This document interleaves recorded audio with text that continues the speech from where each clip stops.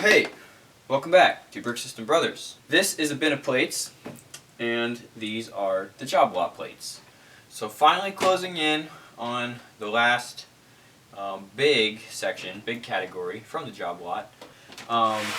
Similar to bricks and slopes, it's a lot of pieces, so the quantity is high, but there's not going to be as many different lots because there's not as many different sizes. So the plate's somewhere in between bricks and Technic in terms of different lots and different types of parts, but there's still going to be a lot of multiple copies of certain sizes. The other thing behind me here is a new shelving system for mostly plates and slopes. So I should be able, as I catalog inventory, directly into the sorting, which I'm really happy about.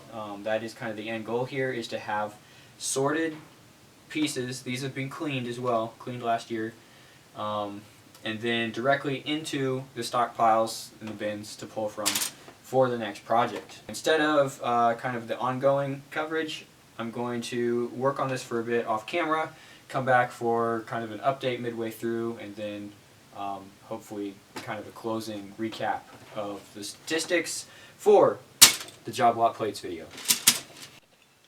So checkpoint number 1. Just going to walk through quickly about an hour into the sort, and what I decided to do is break the general plates bin down to categories, subcategories of plates. So this is what's left to go, sorting out pretty much nothing larger than 2x4, so 2x4 and smaller in here.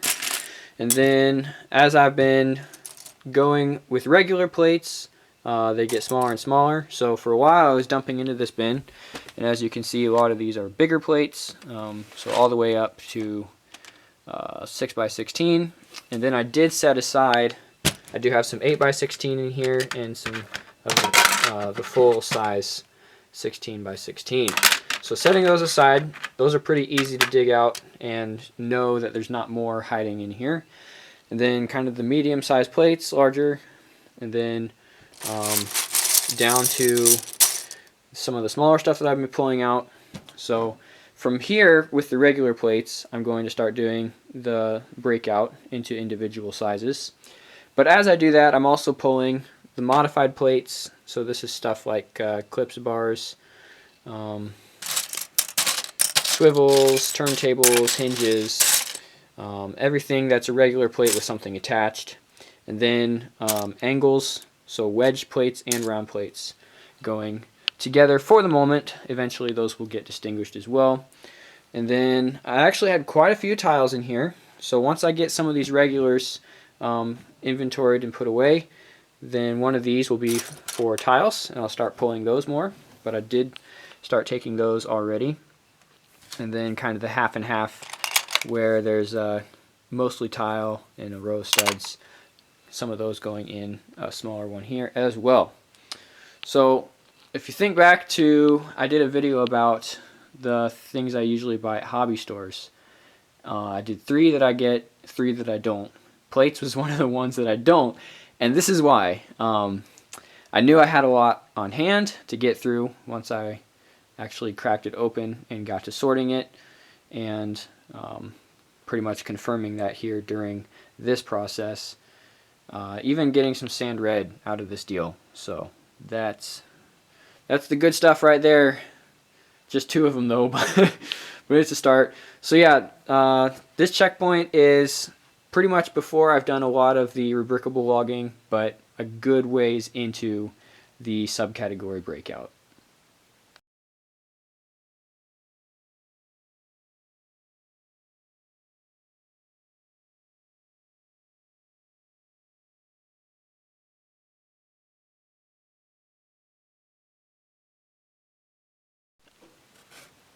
This is just 1x6s from the Joblot, and this is all the other sorted 1x6s.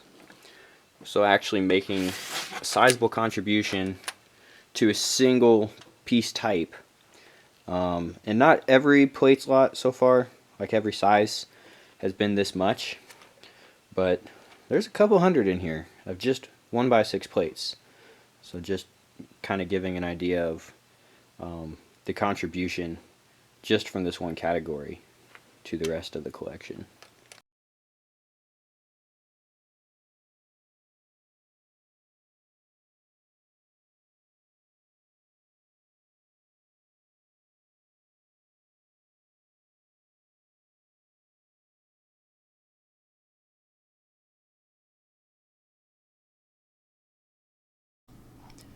Of course, I have to show a little bit of the rebrickable side. As with the other categories, I am doing a category for the plates in the Joblot. What's not complete in terms of all the total different element types, but 403 unique color lots, and then maybe 100 or so different types, not even 100, 30 different types of plates in here, just to get a little bit of variety but not have a huge workload of, all right, every single plate needs to be logged. No, I just wanted to get an idea for some of the common ones. So 1x1s, actually quite a few different colors here. Some of the lots really small, like the dark tan 1x1 plate just had one of those. And one of the things I can actually do with the Pro plan now is sort by quantity. There's a feature I kind of thought, yeah, this is something missing from the capabilities of Rebrickable. Well, it turns out if you have a Pro plan, you can do it. So quantity sort, the highest quantity that I logged is the 1x1 round plate in light bluish gray. Total of 217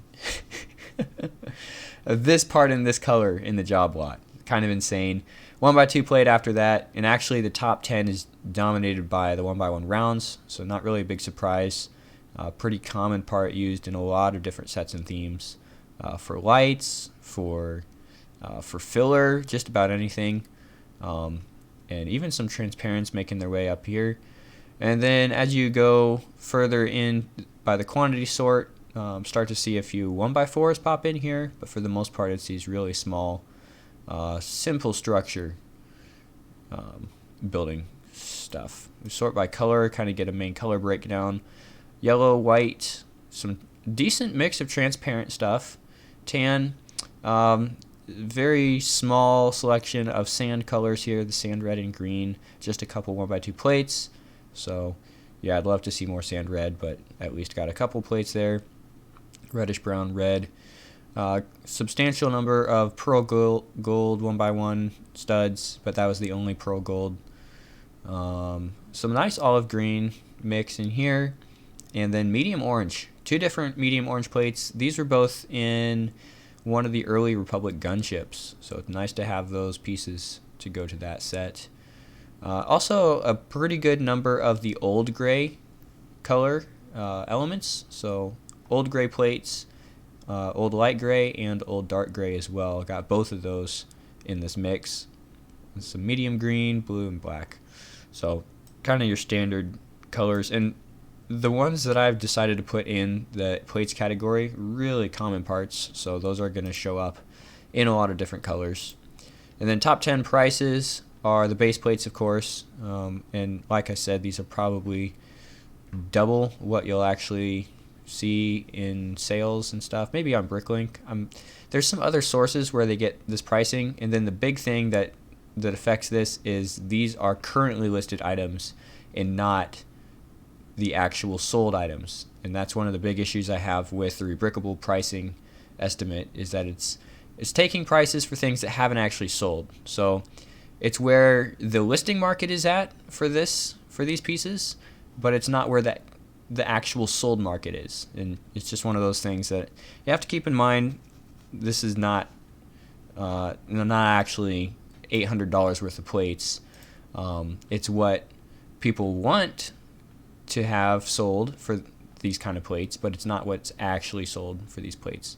And one of the things I'd like to do at some point is have a system that uses the Bricklink 6 months sales data, and then you can put a parts list in and get a 6-month value for parts. But that would be a bigger project. I haven't tackled that yet.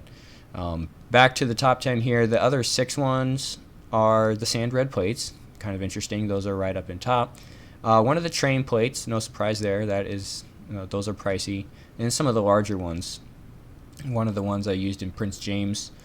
Passenger car made it in here as well, and then 2x16 in green. I think I also got a few more 2x16 white plates, so 2 more from this lot, and that was one of the crucial parts for my railroad car mock. I got a couple more of those in.